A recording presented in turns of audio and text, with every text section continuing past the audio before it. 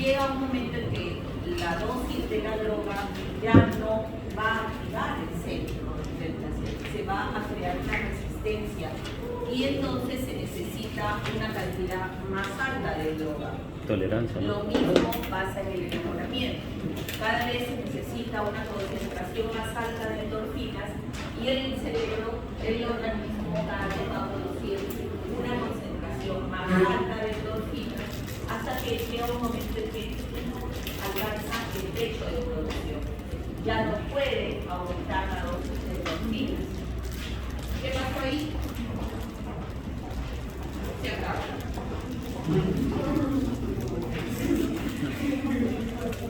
Pero eso dura 3 años, así que no se pongan tristes. Cada 3 años. Entonces, durante esos 3 años,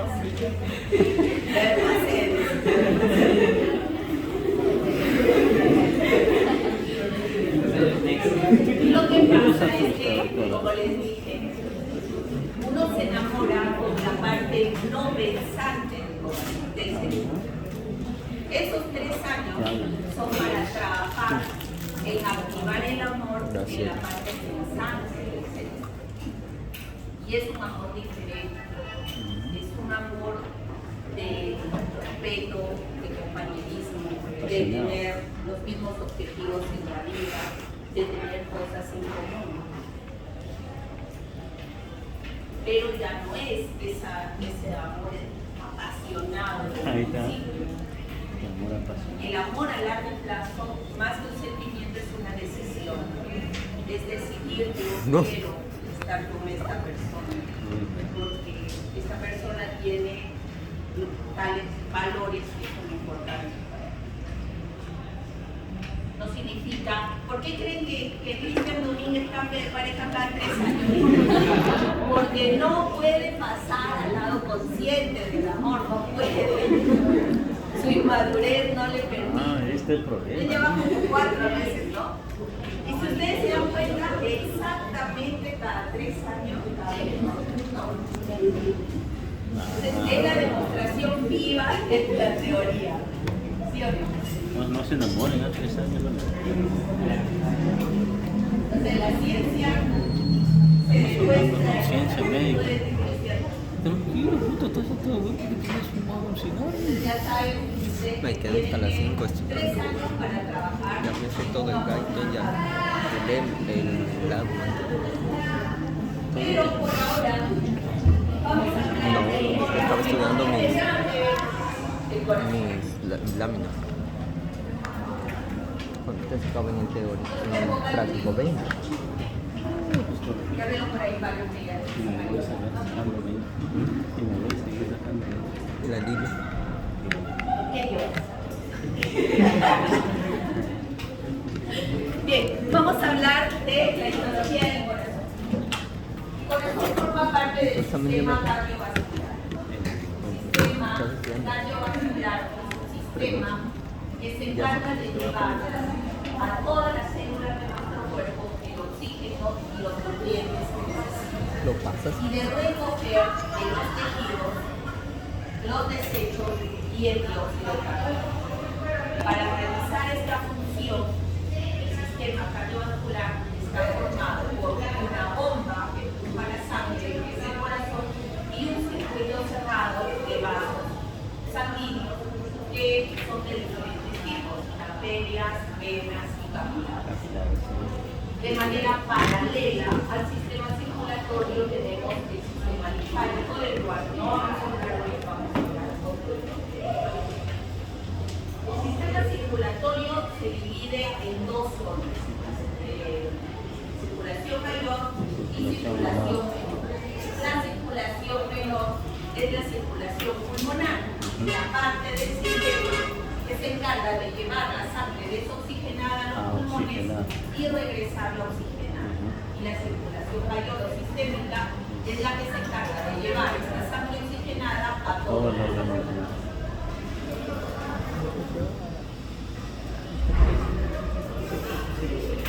La parte más importante de este sistema es el corazón. El corazón es la bomba que empuja a la sangre. Funciona desde que aparece en el desarrollo embrionario hasta el último día de nuestra vida. Porque en el momento en que el corazón se le ocurre darse vacaciones, no morimos. Bien, el corazón tiene, la pared del corazón tiene 3 capas: endocardio, miocardio, epicardio. Endo adentro, endocardio dentro del corazón. Miocardio, mio significa músculo, miocardio, músculo del corazón. Epicardio, epi significa sobre el corazón. Epicardio, sobre el corazón. Vamos a hablar del endocardio. Endocardio, miocardio, epicardio, epicardio. El endocardio, el corazón, al igual que todos los vasos sanguíneos, está tapizado por un epitelio. Ese epitelio es un epitelio plano simple o epitelio escamoso simple, que tiene un nombre, se llama endotelio. Entonces, el epitelio del corazón y de los vasos sanguíneos se llama endotelio. Es un epitelio plano simple. Debajo de ese epitelio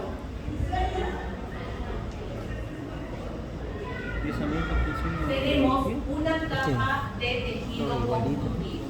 Tejido conjuntivo o tejido conectivo superficial. Este tejido conectivo tiene 3 capas. 3 capas.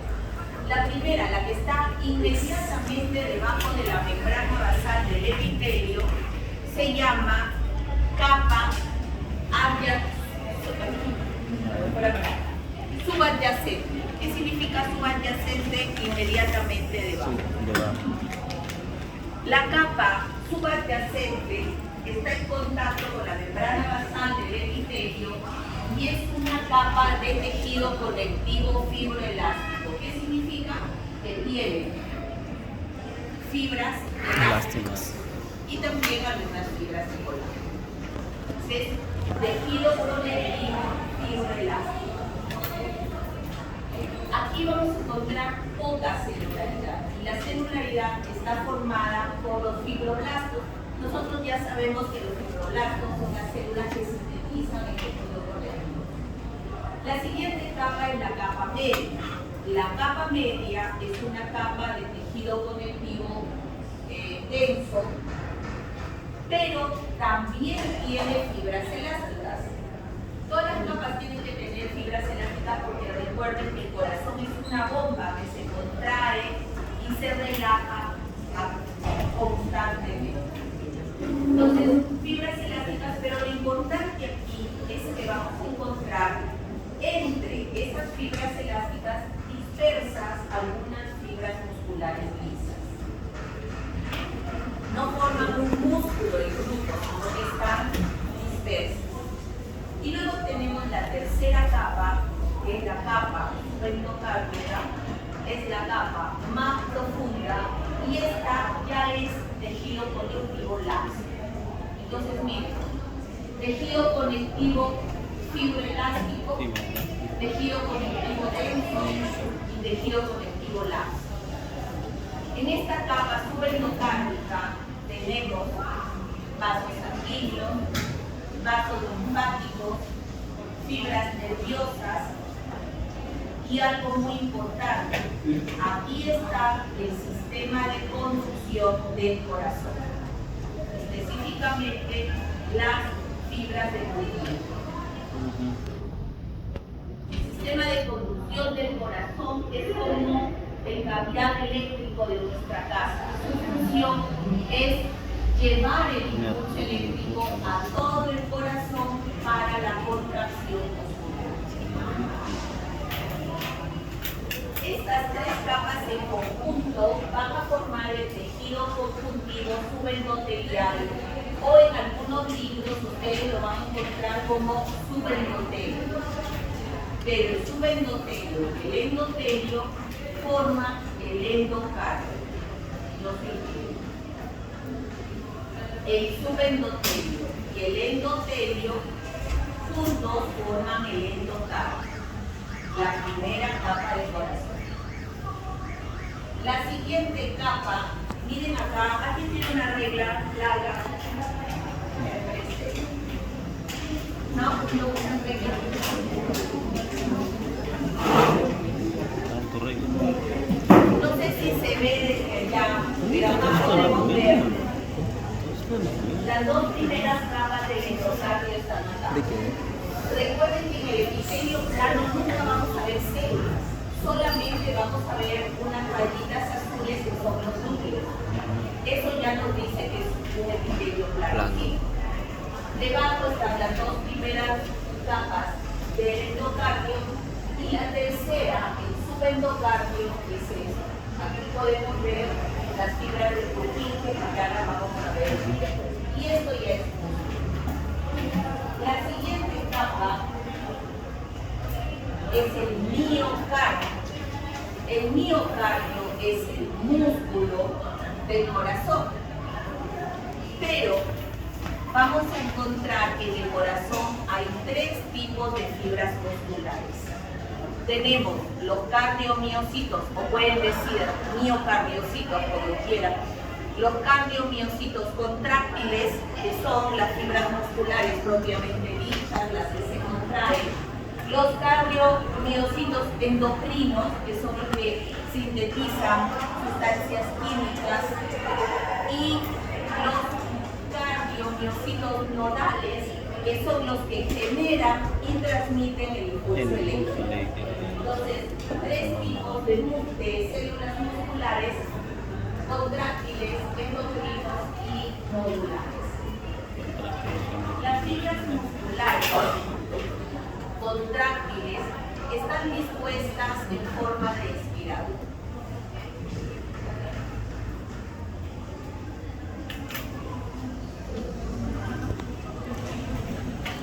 Los cardiomiocitos endocrinos.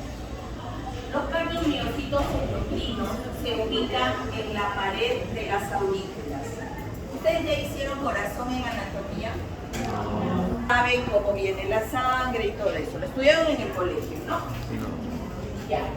Entonces, en las paredes de las aurículas y en el tabique, es decir, la pared que divide los ventrículos, vamos a encontrar los cardiomiocitos endocrinos.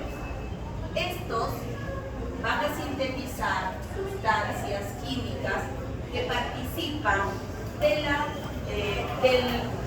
la homeostasis del sodio y del agua, como por ejemplo el polipéptido natriurético auricular, que estimula la excreción de sodio y por lo tanto aumenta la diuresis, porque ustedes saben que el agua sigue al sodio, el agua sigue a la sal. Eso lo vamos a estudiar muy bien cuando estudiemos renal. Entonces, si se secreta sodio, el agua lo sigue, entonces aumenta la diuresis.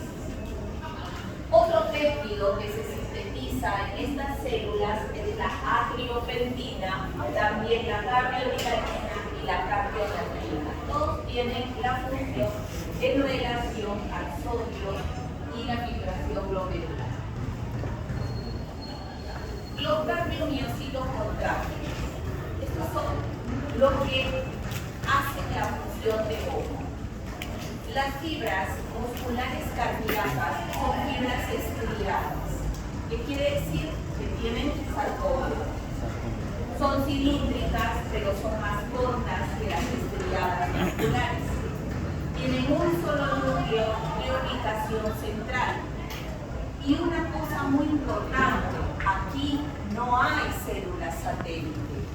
¿Ustedes se acuerdan que es una célula satélite del músculo esquelético estriado? ¿Alguien se acuerda? Por eso yo les digo que en vez de estar grabando, escriban. Acuérdense. ¿Qué son las células satélites?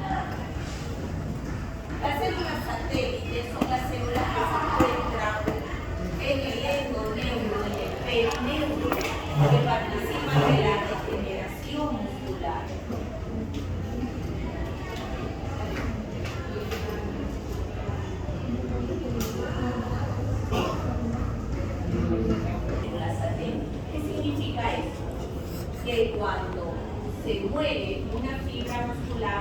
no se puede arrepentir. No, ya es difícil. Miren, durante nuestra vida podemos sufrir un infarto. Infarto significa muerte. La muerte de una porción de tejido se llama infarto. Infarto cardíaco es la muerte de una porción de músculo cardíaco. Este infarto puede ser de diferentes tamaños, desde minúsculo hasta un infarto transmural que produce una muerte instantánea. Una persona puede sufrir un infarto y ni siquiera darse cuenta. Un infarto pequeño, el paciente llega, se siente mal, le duele mucho el estómago, el médico que no fue a histología y que no estudia histología le dice, ay, te ha caído mal la comida, le pone su ampolla para el dolor, el paciente se va, se duerme toda la tarde y al día siguiente, si tuvo suerte y el infarto era pequeño, sobrevive y ni cuenta se dio que tuvo un infarto. Pero si el médico tiene mala suerte, el paciente se muere. Ese paciente que sobrevive, el otro año se va a hacerse su chequeo médico y cuando le hacen el EKG le dicen, oiga, usted ha tenido un infarto, ¿no quiere? ¿Cuándo? Porque el infarto es pequeño. Si el infarto es un poquito más grande, ese paciente es posible que ya tenga dolor retrosternal o precordial, con irrigación, con irradiación a la mandíbula, la espalda, el brazo, y ahí ya hasta mi vecino le dice que ese es un infarto. Este paciente puede ser que requiera hospitalización y por ahí se cura y se va a su casa sin ninguna secuela, o puede ser que se cure, pero como el infarto fue regular tamaño, va a quedar limitado de la función, o puede ser que se muera porque la cantidad de músculo que murió es muy grande y el resto del músculo cardíaco no puede compensar esa pérdida. Los que sobrevivan en esa parte donde murió el músculo cardíaco, ese tejido va a ser reemplazado por tejido conectivo fibroso. Es decir, se va a formar una cicatriz. La cicatriz no tiene capacidad contráctil, por lo tanto, el resto del músculo del ventrículo tiene que compensar a ese pedazo que ya no se contrae. ¿Qué va a pasar? Las fibras musculares se hipertrofian, aumentan de tamaño. La pared del ventrículo se hace más gruesa y en la medida de que la zona afectada no sea muy grande, ese paciente podría seguir viviendo sin mayores problemas. Pero si es muy grande, pues va a ser un paciente que no puede caminar mucho porque se agita, que no puede hacer esfuerzo físico. O sea, recuerden que el músculo cardíaco no se regenera porque no hay células satélites. Una característica importante que diferencia el músculo cardíaco del esquelético es que en el músculo cardíaco podemos ver las uniones intercelulares, es decir, podemos ver dónde se termina una fibra y comienza la otra. En el microscopio vamos a verlo con una línea transversal gruesa que se llama disco intercalar. Los discos intercalares son uniones celulares que tienen tres tipos de uniones. Las uniones de tipo desmosoma, que las vimos cuando estudiamos piel, las uniones GAP, también llamadas uniones comunicantes, y las uniones de adhesión o de tipo adherente, que son las uniones donde los filamentos de actina de una célula se amplian con la otra. Tres tipos de unión. Estamos hablando de los cardiomiocitos contráctiles. Ojo que eso es muy probable que sea pregunta.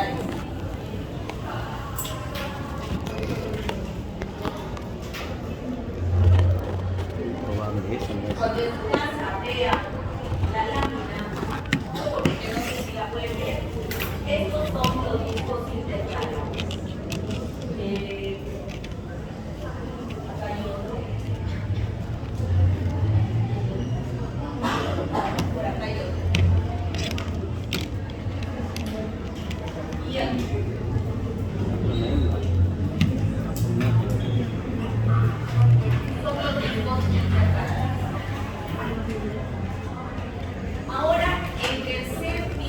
de cardiomiocitos, que son los cardiomiocitos de conducción. Los cardiomiocitos de conducción forman el sistema de conducción, es decir, el sistema eléctrico del corazón. Y aquí vamos a encontrar dos tipos de estas células. Primero, las musculares cardíacas nodales, que son las que van a formar el nodo sinoauricular y el nodo atrioventricular.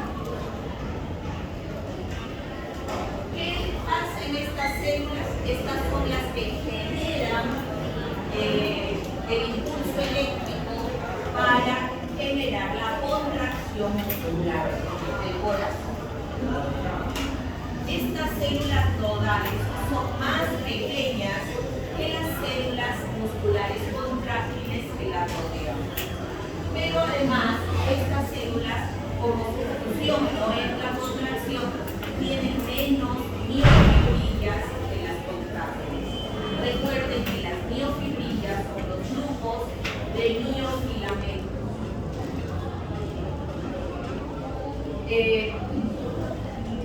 No tienen o carecen de discos intercalares típicos, es decir, podemos no verlos o si lo vemos no los vamos a reconocer mucho.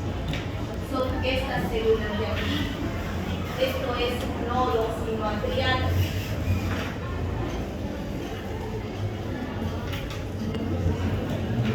Y luego tenemos un segundo grupo de estas células de conducción, que son las fibras de Purkinje. Cierra puerta. Que son fibras que la función es la de conducir el impulso eléctrico a través de los ventrículos hasta, después del ATX, hasta toda la zona del músculo contráctil. Estas, a diferencia de las anteriores, son células más grandes que los cardiomiocitos contráctiles, tienen un núcleo redondo central y tienen su citoplasma con acúmulos de glucógeno. Estas células acumulan glucógeno.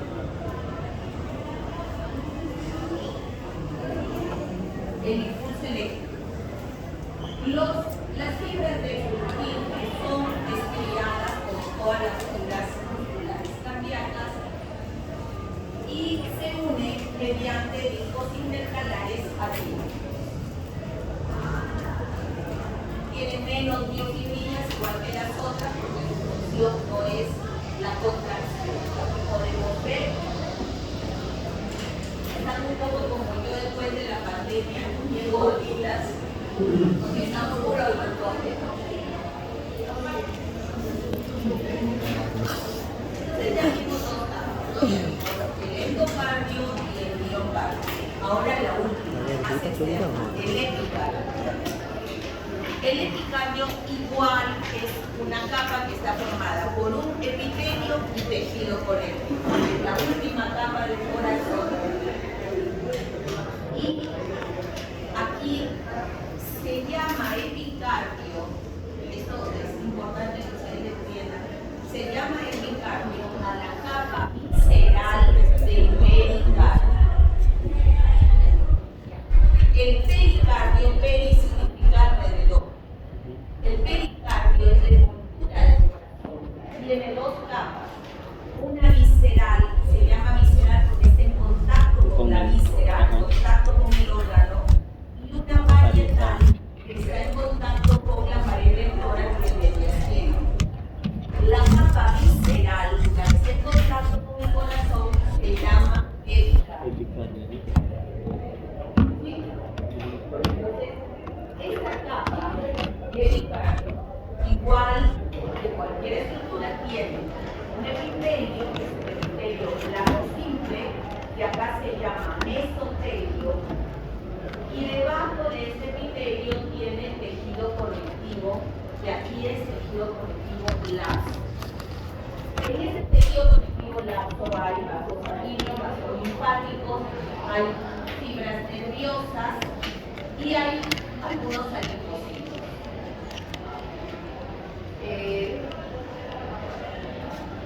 Una característica de esta capa es que los vasos sanguíneos que entran al corazón van a ser acompañados por esta capa.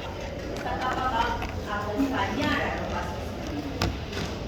Ahora, entre esta capa, entre el epicardio y la capa parietal del pericardio, queda un espacio, que es el espacio pericardio. Es un espacio muy pequeño que tiene una mínima cantidad de líquido.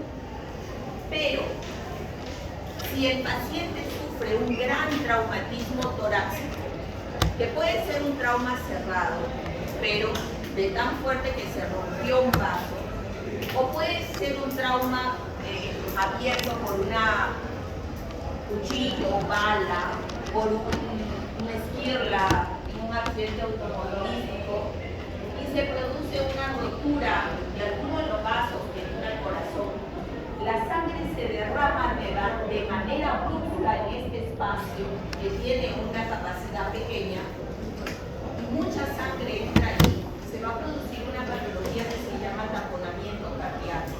Es decir, se llena tanto que el corazón ya no tiene espacio para la dilatación y se produce una insuficiencia cardíaca. Porque el corazón ya no puede llenarse adecuadamente y no puede empujar la sangre en el volumen adecuado. Aquí vemos un corte histológico del epicardio, epitelio, o sea, el mesotelio, el tejido conectivo, aquí tenemos un filete nervioso, algunos adipocitos, y esto ya es músculo cardíaco. Bien, ya vimos las tres capas del corazón: endocardio, miocardio y cerebro.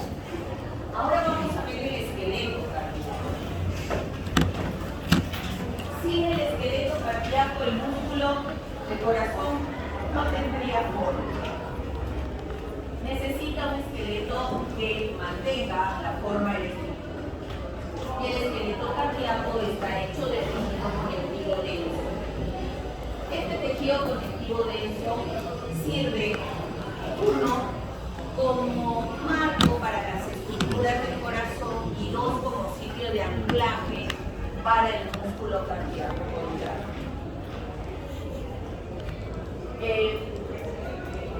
Separa las aurículas del ventrículo, evitando la continuidad del impulso eléctrico. Entonces, el impulso tiene que pasar de todas maneras por el nodo atrioventricular.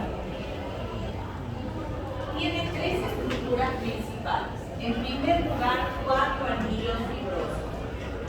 Ustedes saben que el corazón tiene 4 válvulas, 2 auriculoventriculares y 2 vasculares, que son una a la aorta y otra a la arteria pulmonar, ¿cierto?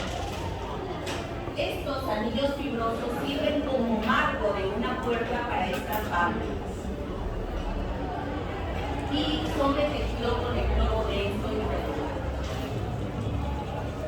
Entre estos 4 anillos hay 2 trígonos fibrosos, que son 2 zonas de tejido conectivo denso que van a unir estas 4 estructuras y las van a sostener. Son el trígono izquierdo y derecho. Y luego tenemos una tercera estructura, que es el tabique membranoso interventricular, que es una pequeña pared, porción de la pared entre los 2 ventrículos, que se llama septum y que está hecha de tejido conectivo también. Es la porción superior por donde pasa el haz de His.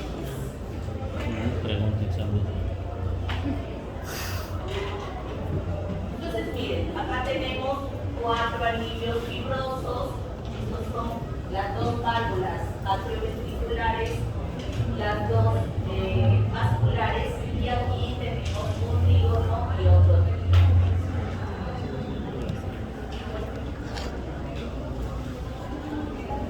Las válvulas cardíacas.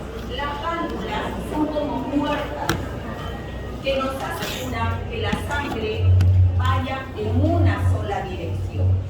Por ejemplo, las válvulas auriculoventriculares. Durante la diástole, la sangre baja de la aurícula al ventrículo. Baja la sangre, las válvulas se abren hacia abajo y luego se cierran, vuelven a su sitio, se cierran y no permiten durante la sístole, cuando el ventrículo se contrae, estas válvulas no permiten que la sangre se vaya a la aurícula, sino que la sangre se tiene que ir obligatoriamente a los grandes vasos, porque esas son las válvulas que se abren.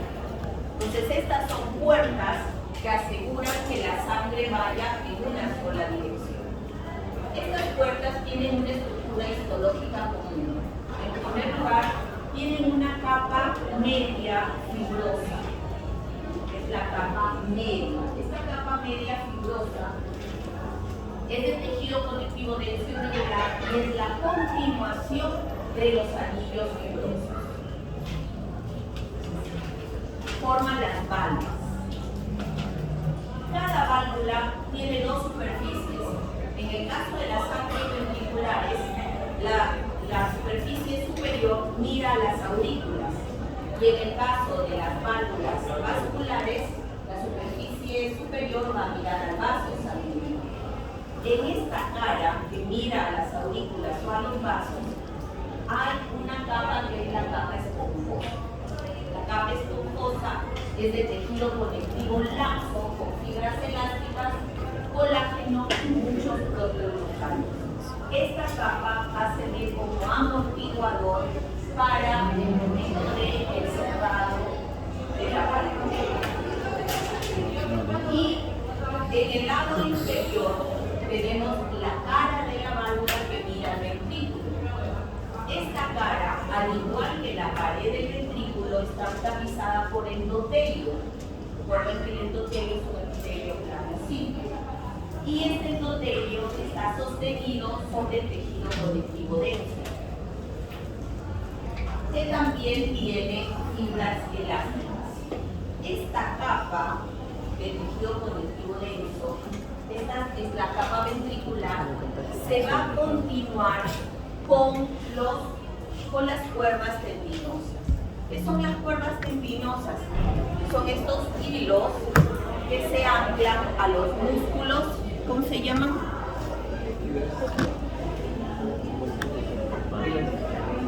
Músculos papilares, ¿no?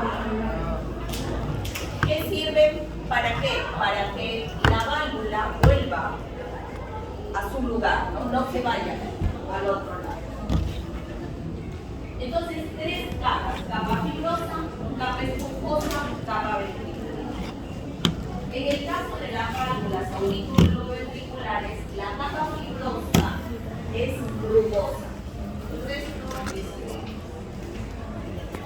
aquí tenemos un corte histológico de una válvula atrioventricular. Esta es la capa esponjosa, esta es la capa fibrosa y esta es la capa ventricular. Por acá es el ventrículo, por acá la aurícula y esta es su ventrículo. Está de afuera. ¿Qué te has hecho? Hasta que te mira.